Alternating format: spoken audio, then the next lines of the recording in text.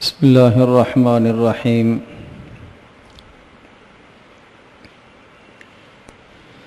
وعن ابن عباس رضي الله تعالى عنهما قال قال رسول الله صلى الله تعالى عليه وسلم إن الذي ليس في جوفه شيء من القرآن كالبيت الخرب أو كما قال عليه الصلاة والسلام. رواہ الترمذی.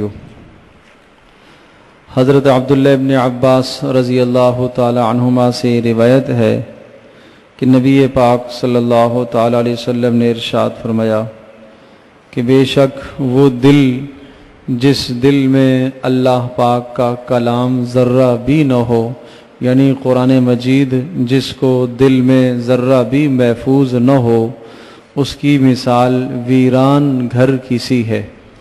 یعنی جس شخص کے دل میں اللہ پاک کا کلام موجود نہیں ہے، جسے قرآن مجید کا کوئی حصہ یاد نہیں ہے، اللہ کے کلام کا کوئی حصہ یاد نہیں ہے، اس کی مثال ایسی ہے جیسا کہ کوئی ویران گھر ہوتا ہے.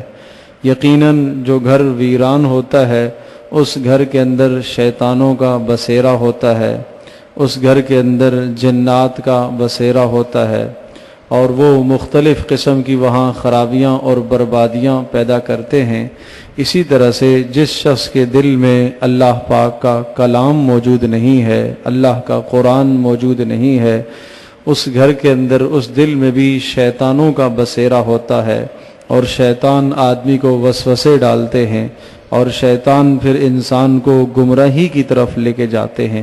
تو اس سے یہ معلوم ہوا کہ اپنے دل میں قرآن مجید کا اچھا خاصا ذخیرہ آدمی کو رکھنا چاہیے، اور قرآن مجید کو یاد کرنے کا اہتمام کرتے رہنا چاہیے.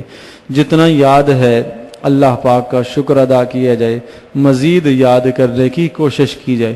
عمر کا جو بھی مرحلہ ہے ہر مرحلے میں قرآن مجید یاد ہو سکتا ہے. قرآن مجید کا یہ اعجاز اور معجزہ ہے کہ عمر کے جس مرحلے میں بھی اس کو یاد کیا جائے، ہاں یہ یاد ہوتا ہے.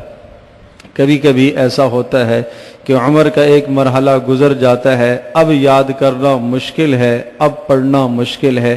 لیکن سنیے، نبی پاک صلی اللہ تعالی علیہ وسلم نے یہ ارشاد فرمایا، وہ شخص جو قرآن مجید کو پڑھتا ہے اور اٹک اٹک کر پڑھتا ہے، اس کو دوہرا اجر ہے، اس کو دگنا اجر ہے.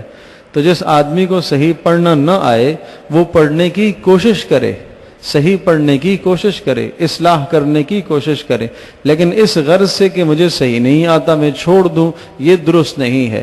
اس لیے کہ جو آدمی اصلاح کرنے کی کوشش کرتا ہے اور کوشش کرنے کے باوجود بھی اگر اس کی کوشش ناکام رہی، مسلسل کوشش کرتا رہا، عرصہ اس نے کوشش کی، زبان نہیں مڑتی ہے، الفاظ ٹھیک نہیں ہوتے ہیں، وہ غلط سلط پڑھ رہا ہے، پھر بھی لگا رہے، اجر سے پھر بھی خالی نہیں ہے، ثواب سے پھر بھی محروم نہیں ہے، تو قرآن مجید اپنے پڑھنے والے کو محروم نہیں ہونے دیتا. تو اس لیے رسول پاک صلی اللہ علیہ وسلم نے ارشاد فرمایا، والذی یتتعتع فی القرآن، وہ آدمی جو قرآن پڑھتا ہے لیکن اٹک اٹک کر پڑھتا ہے، فلہ اجران، اللہ پاک اس کو دوہرا اجر عطا فرمائیں گے، ایک پڑھنے کا اور دوسرا مشقت کا اجر ہے. تو اس لیے جتنا یاد ہے مزید ترقی اور اضافے کی کوشش کی جائے.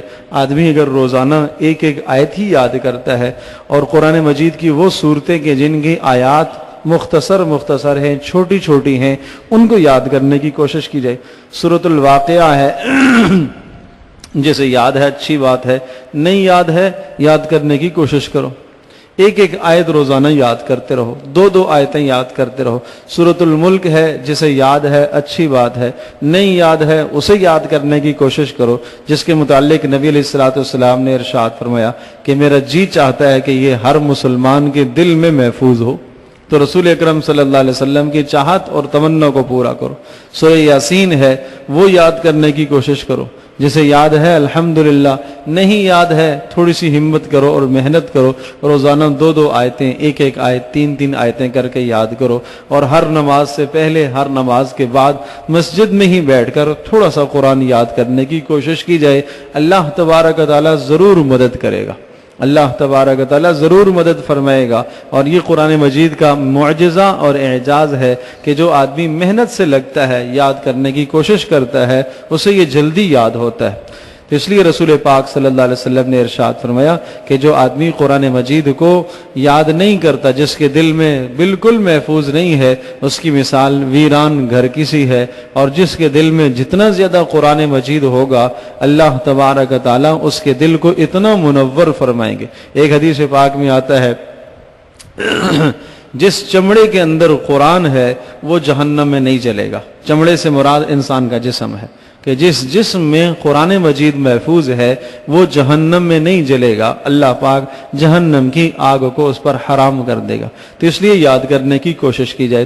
حضرت صلی اللہ علیہ وسلم نے یہ بھی ارشاد فرمایا کہ اللہ پاک یہ ارشاد فرماتے ہیں کہ جس آدمی کو قرآن مجید کی تلاوت کرنے کی وجہ سے اور قرآن مجید پڑھنے اور پڑھانے کی وجہ سے، تفسیر سیکھنے کی وجہ سے، معنی سیکھنے کی وجہ سے دعا کرنے کا موقع نہیں ملتا، ہر وقت قرآن میں لگا ہوا ہے، اتنا سیکھ رہا سکھا رہا کہ اسے اللہ پاک سے مانگنے کا موقع نہیں ملتا، تو اللہ ارشاد فرما رہا ہے کہ میں اس کو مانگنے والوں سے زیادہ عطا کروں گا۔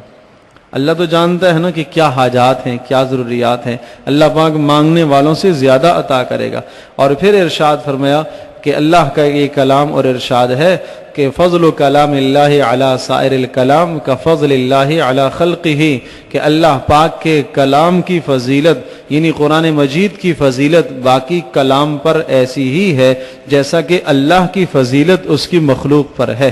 ظاہر ہے اللہ اور اس کے مخلوق کا مقابلہ تو نہیں ہو سکتا، اللہ پاک کا جو بلند مقام اور مرتبہ اور عظمت اور احترام ہے وہ اللہ کی مخلوق کا تو نہیں ہے۔ اسی طرح سے ارشاد فرمایا کہ اللہ پاک کے کلام کی بھی بڑی فضیلت ہے، اللہ کے کلام کی فضیلت باقی کلاموں پر ایسی ہی ہے جس طرح سے اللہ پاک کی فضیلت اپنی مخلوق پر ہے۔ تو قرآن مجید سے اپنا ربط اور تعلق رکھو، اللہ تبارک و تعالی ہم سب کے لیے عمل کرنا آسان فرمائے۔